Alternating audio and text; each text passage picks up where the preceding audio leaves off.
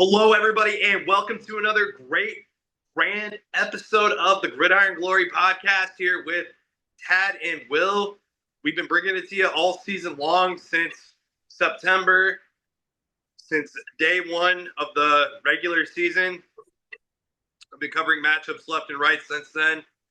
We're now here late in the month of January, about to enter the month of February, and we all know what that means. Super Bowl time is right around the corner. We've been bringing you some hot takes on January football since the month began, and here we are now to bring you great, extensive, exclusive recap action of the conference championships in the NFL, starting with the NFC championship game. Yeah, in the NFC championship game, you had the Washington Commanders versus the Philadelphia Eagles. And this was a game where the Philadelphia Eagles ended up winning 55-23. Now, Tad, you and me did extensive preseason research on all 32 teams. We predicted the Washington Commanders, if I recall correctly, to really only win like 6 or 7 games. We didn't highly anticipate them to necessarily even make the playoffs, compete for their division, nothing like that whatsoever. I mean, we fully anticipated that this would basically be the quote-unquote developmental year for Jaden Daniels. But boy, has it been ever so more than just a developmental year as he made it all the way to the NFC Championship game with a 12-5 record. So I know that the result in this game looks the way it is, but hey, I mean, shout out. I just want to get that out of the way. Just shout out, props, and kudos to the Washington Commanders for everything that they've accomplished this season. So Jaden Daniels is one heck of a quarterback and definitely a major offensive rookie of the year candidate. Yeah, Tad. I mean, the Commanders definitely came out in the beginning of this football game. They had some fight. They had some poise to them. You know, I really liked their early on energy that, you know, like, hey, they weren't going to look scared against, you know, their division rivals on the road in the NFC Championship game. I mean, they kind of went in there at the beginning of the game, you know, despite being massive underdogs and played with great energy. You know, they got the 3-0 lead early on, and you know, they played with some good momentum. And even in the first half of this game, they were contending, they were competing, you know. So, Tad, with everything that I just said and mentioned, I mean, let's not discredit the Washington Commanders at all. Now, as far as the, you know, Philadelphia Eagles, really quick, Jalen Hurts, 20 of 28, 246 yards, a touchdown, no interceptions, only getting sacked twice. And, yeah, Saquon Barkley, 15 carries, 118 yards, 3 touchdowns. Saquon Barkley, yes. Tad, with Saquon Barkley's NFC Championship game performance, 15 carries, 118 yards, 3 touchdowns, I would like to humbly, sincerely, genuinely, with my full football heart, ask you, where would you rank Saquon Barkley's NFC Championship performance amongst all-time playoff performances that you know? I mean, yeah, he's having one of the greatest seasons of all time regular season, continuing it into the playoffs. I mean, this is a phenomenal season. I mean, there's just no way around it. He's having one of the greatest seasons by a running back in NFL history. And I mean, he's culminating it with this playoff performance. I mean, he's done what he can to carry the Eagles to the Super Bowl now, and it's a reality that Saquon Barkley will be playing in the Super Bowl as arguably the greatest running back in the league. I mean, just a phenomenal showing by Saquon Barkley. This performance ranks up there with some of the greatest. It ranks up there with some of the greatest. Tad, would you rank Saquon Barkley above or lower than Adrian Peterson all time?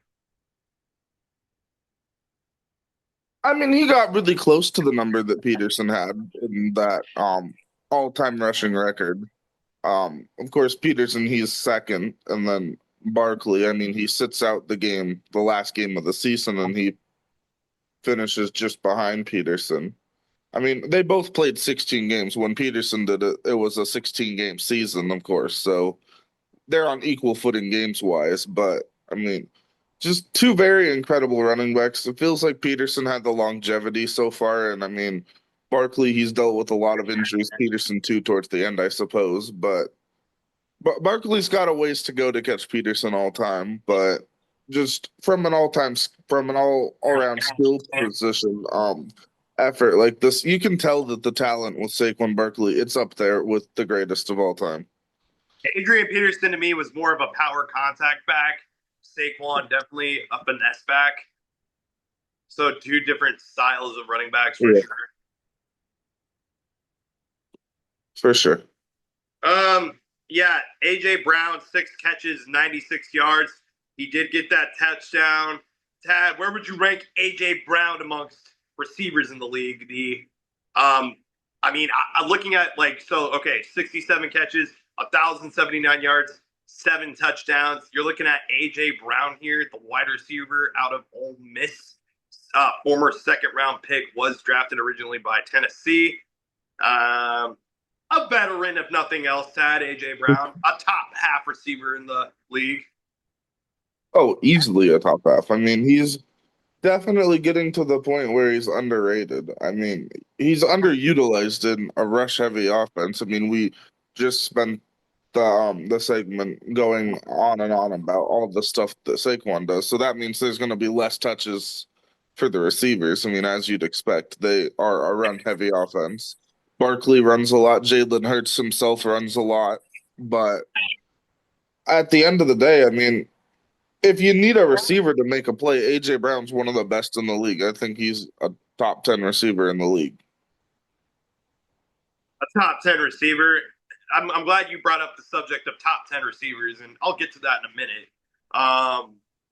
But yeah, so continuing down with the Eagles really quick. Dallas Goedert, 7 catches, 85 yards, a longest of 26.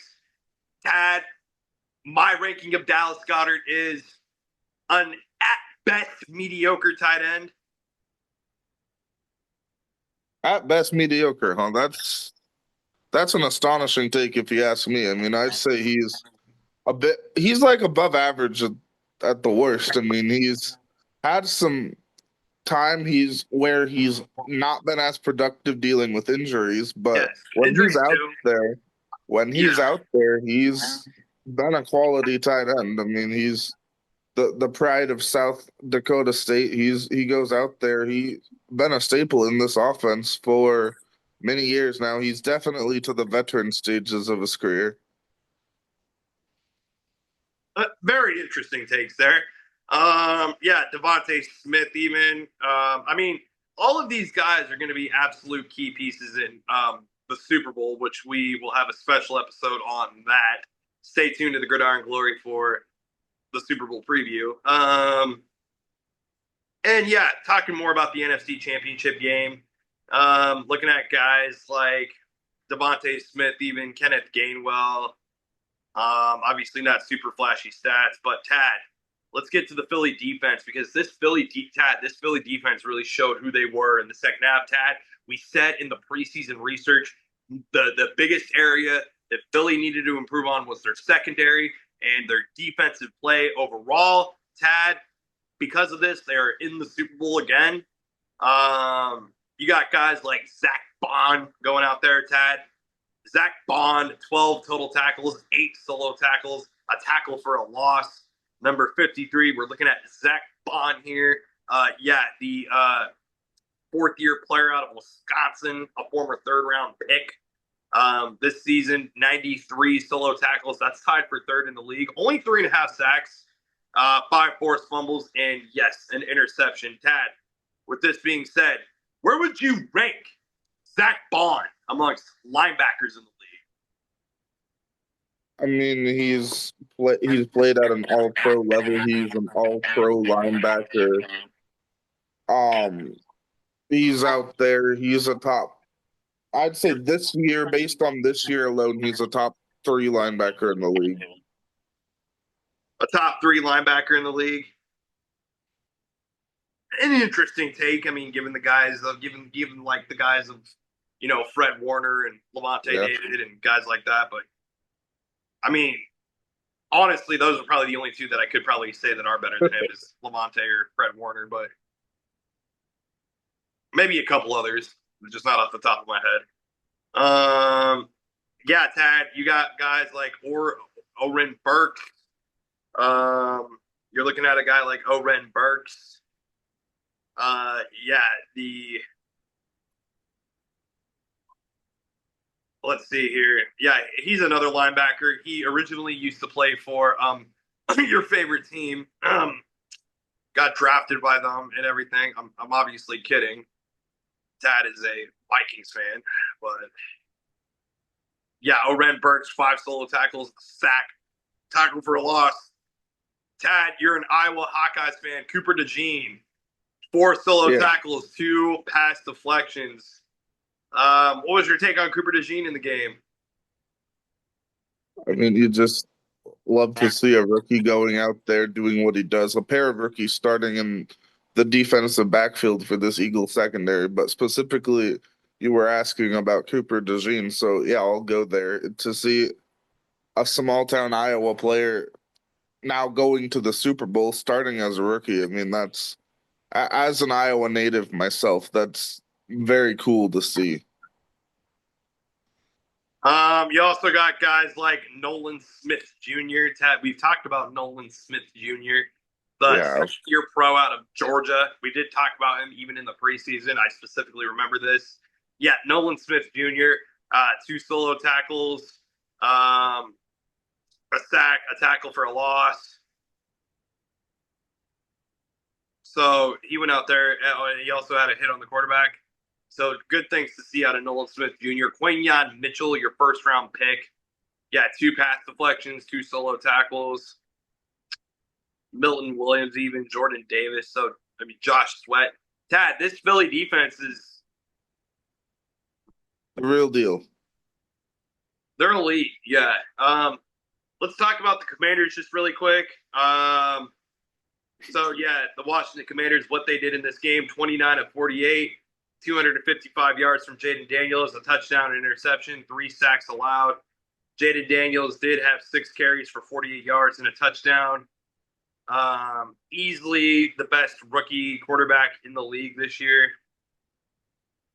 I mean, just given everything that he did. Yeah, Yeah, just for the sure. Commanders, I mean, it seems to me that the Commanders just got gassed in the second half. Like they were gassed out, they were outplayed, they were outmatched, they were outworked, they were outstrengthened in the second half.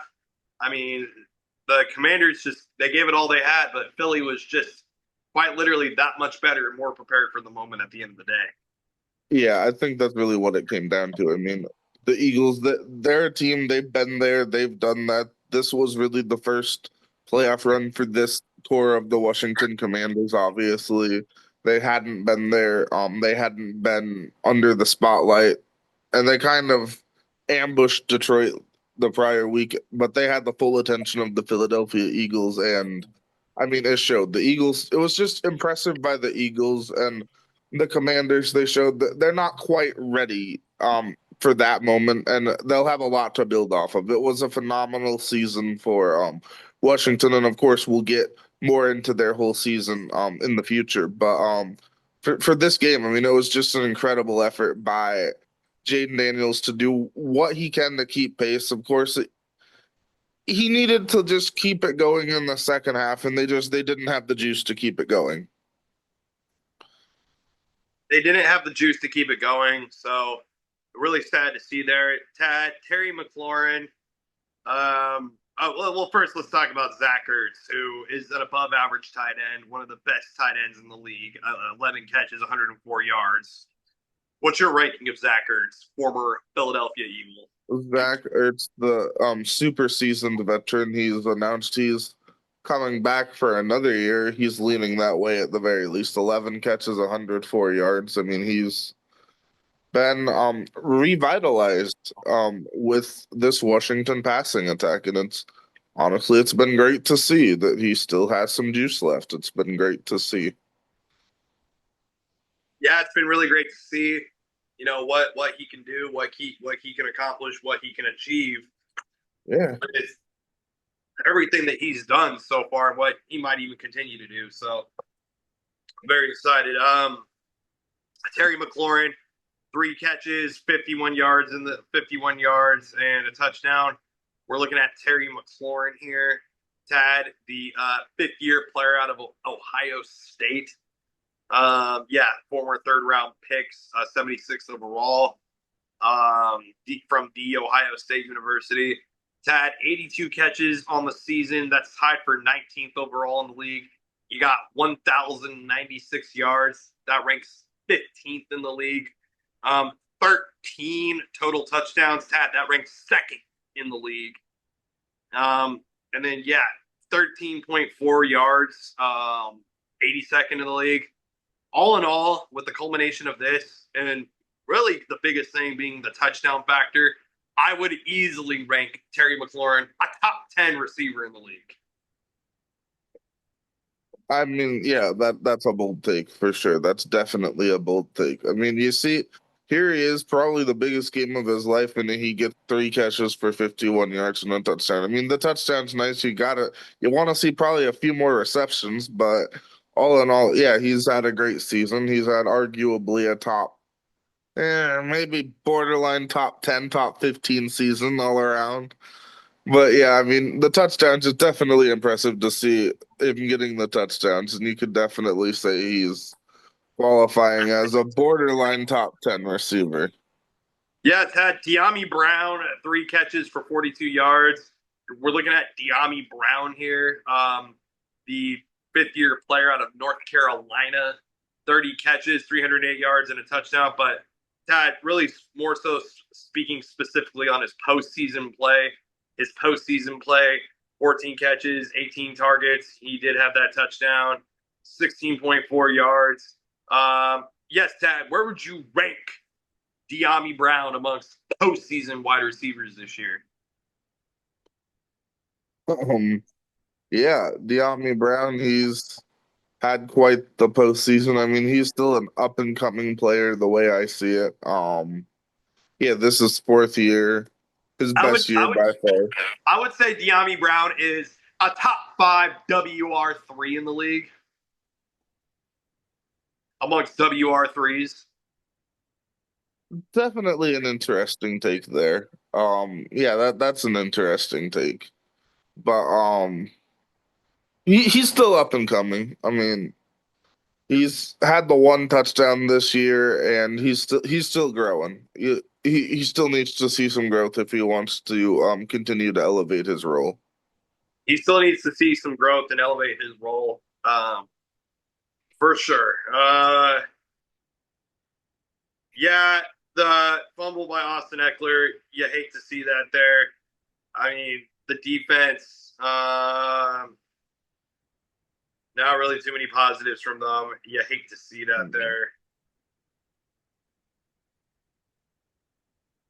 Yeah, Tad. Eagles win this game 55-23. They're going to the Super Bowl. I really don't have any other final thoughts or takes on Yeah, Eagles Commanders. yeah, just a very impressive showing from the Eagles. They really earned their trip to the Super Bowl. Be sure to like, subscribe, and follow. We still got another week or two of posting to come. Super Bowl right around the corner. This is the Gridiron Glory, where we cover all 32 teams.